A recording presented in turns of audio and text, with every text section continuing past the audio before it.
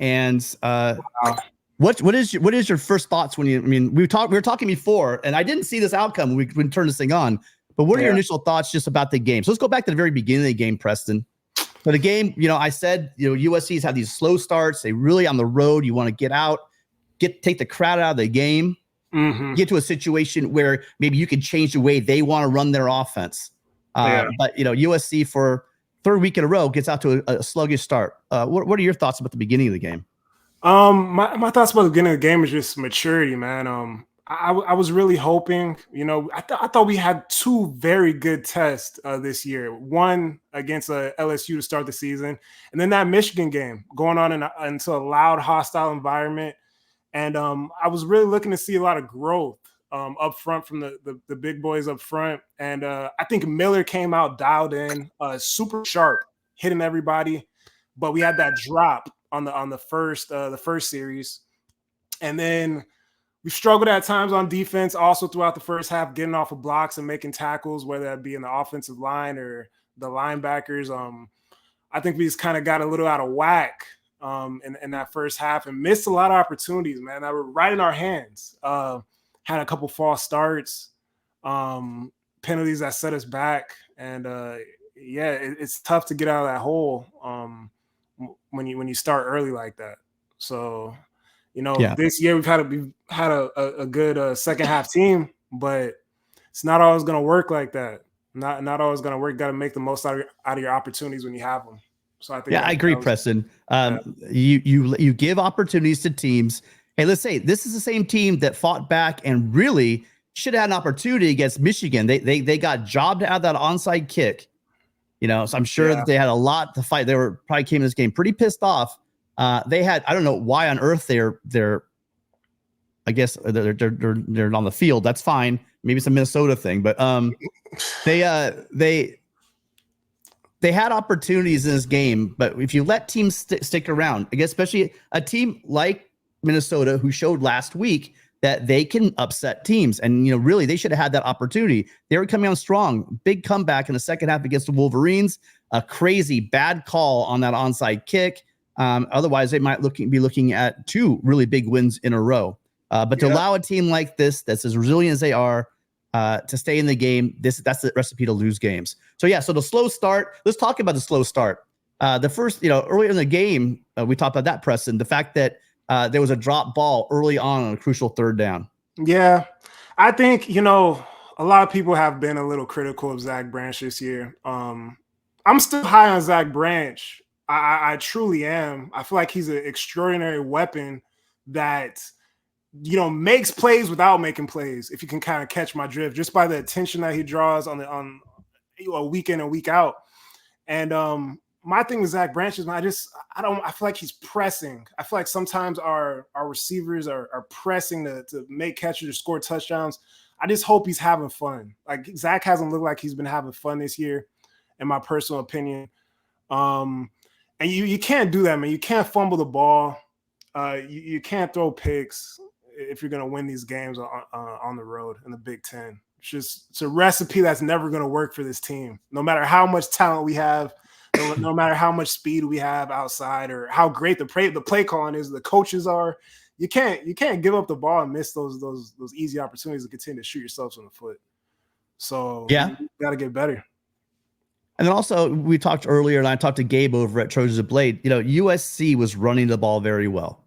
In this game, USC was running the ball. It seemed like it was, in the second half, when they took the ball down and just drove the ball and scored, primarily on the ground, doing a lot of good groundwork. And then in the second drive, it looked like they couldn't stop us. It seemed like really early in this game, the only thing that could stop USC was USC. Again, drop balls, fumbles, missed field goals was what was keeping Minnesota in the game. But late in the game, Minnesota turned it on and really started dialing up the pressure and giving USC a lot of trouble. And so, again, these are the issues you have when you go on the road and you don't take care of business early in the game. And so you lead to a loss.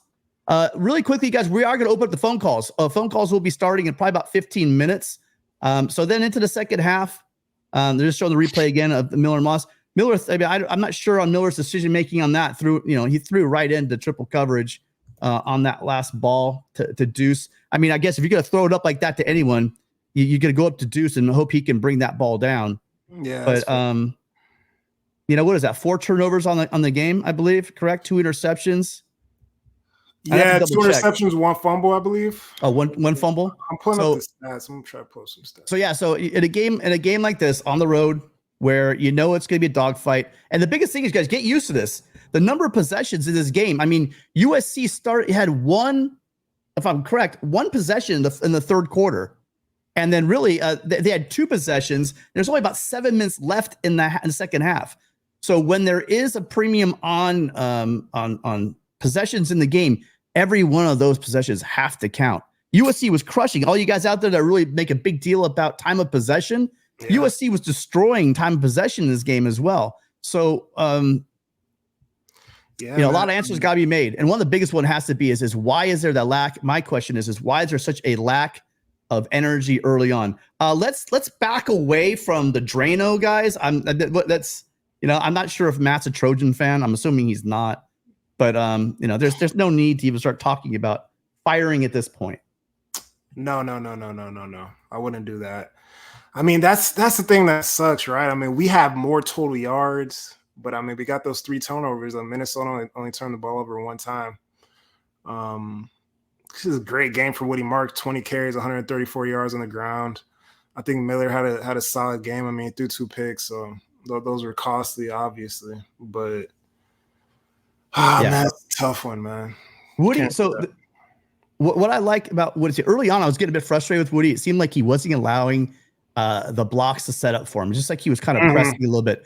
But then as the game got going, he's a veteran back, he kind of let, Quentin was doing a much better job early in the game on letting the blocks set up and then running the ball. Quentin was having himself a game until he had that fumble. Quentin Jordan had 4 carries for 44 yards. He was averaging 11 yards a clip. Like that, he was balling until that fumble happened. And so again, slow start, take care of the ball, make sure and then again keep Miller clean.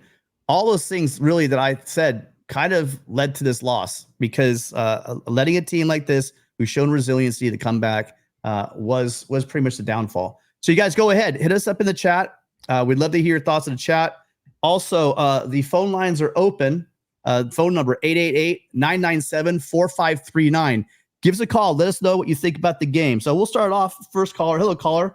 What's your name and where are you calling from? Hey, how's it going? This is Johnny Velasco. I'm from Nashville, Tennessee, but I'm calling you right now from Minneapolis, Minnesota. Oh, okay. So you're local. Okay. Awesome. So what are your thoughts on the game? So while you were speaking, I actually made notes because I do better with my venting, with my frustration when I make notes. So I want to share a couple of things here. My game review.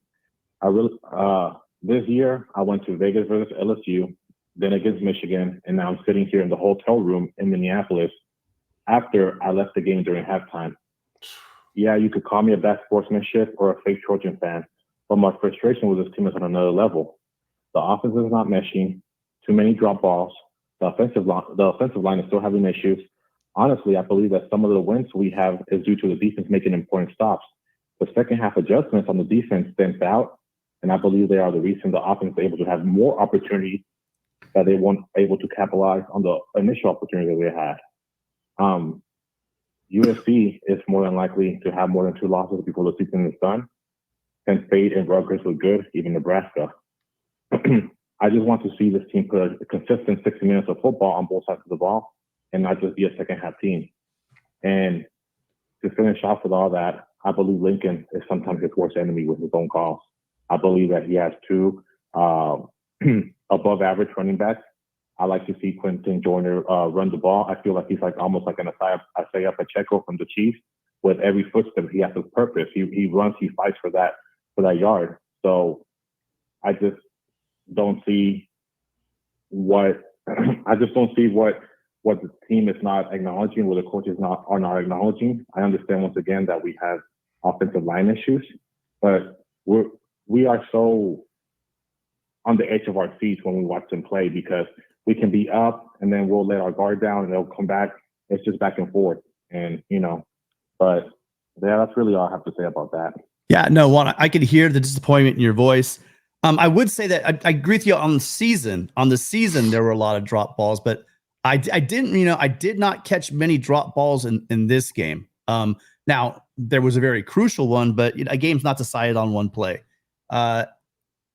As far as the going on the road, but by the way, fight on, man. You're absolutely representing this team. You're traveling a lot, traveling more than I am. I mean, I went to Michigan, sure. I went to Vegas, but I didn't go out for this one.